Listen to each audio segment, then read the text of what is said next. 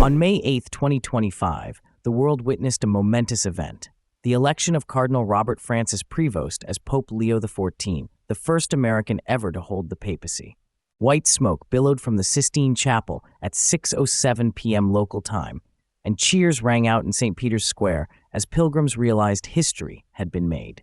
This video explores his life and ministry, the dynamics that shaped his election, how he may chart a course different from his predecessor, Pope Francis, and what various wings of the Church, progressive, conservative, and unifier factions, are saying about this unprecedented choice. Robert Francis Provost was born in Chicago in 1955, one of 5 children in a devout Catholic family. After earning a degree in philosophy, he joined the Augustinian order and was ordained a priest in 1982. In the 1990s, Father Provost felt called to missionary work and accepted an assignment in Peru. Over 2 decades as Bishop of Chiclayo, he became known for his pastoral care among the poor, his fluency in Spanish, and his commitment to social programs addressing education and healthcare in remote communities.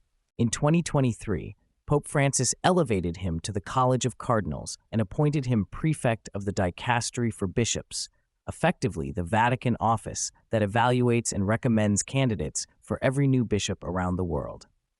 That role gave him deep insight into the global church and forged relationships with fellow cardinals across every continent. Following Pope Francis's death on April 21, 2025, 133 cardinal electors convened in the Sistine Chapel. Nearly 80% had been appointed by Francis himself, reflecting his emphasis on geographic and ideological diversity. The voting unfolded over 4 ballots. After black smoke signaled no decision on the first 3 rounds, white smoke appeared after the 4th vote at 6:07 p.m. Rome time. Cardinal Dominique Momberti then proclaimed Habemus Papam, and the new pope chose the name Leo XIV. Modern conclaves are influenced by informal groupings within the College of Cardinals.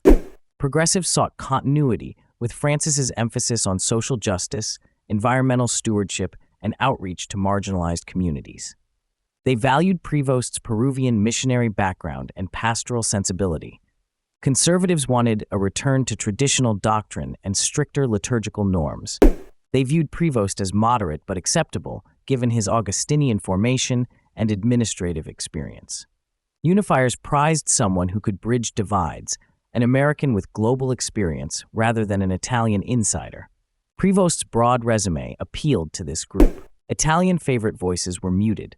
The idea of breaking a centuries-old streak to elect a non-Italian underscored the desire for change. Some commentators asked whether choosing an American pope might signal a Vatican response to U.S. political polarization, particularly tensions around MAGA Catholics. However, conclave decisions are driven by spiritual discernment, not electoral politics, and there is no direct evidence Provost was picked to push back against former President Trump. Pope Francis was celebrated for his grassroots style, environmental encyclicals, and outreach to LGBTQ people, while also critiquing global capitalism and migration policies.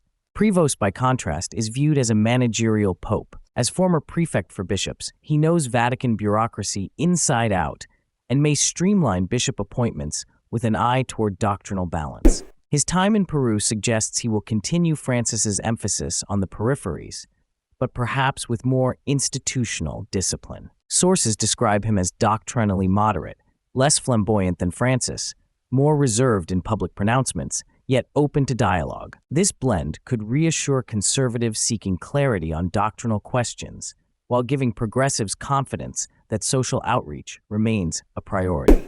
Latin America greeted the news with joy mixed with surprise. A U.S. pope breaks the Argentine to American line, but his Peruvian ministry resonates deeply. In Europe, some traditionalists fret an American pontiff may tilt too closely to U.S. church politics. Others welcome fresh perspectives after 2 Latin American popes. The Global South sees Provost as one of their own, given his missionary service in under-resourced dioceses. In the U.S., celebrations erupted in Chicago and Washington. Catholic universities are already planning symposiums on Leo XIV's vision. As Pope Leo XIV steps onto the balcony overlooking St. Peter's Square, he carries the weight of 1.4 billion Catholics and the hopes of a church at a crossroads. His election underscores a Vatican eager for both continuity and renewal, and a reminder that in Rome, history often turns on unexpected choices.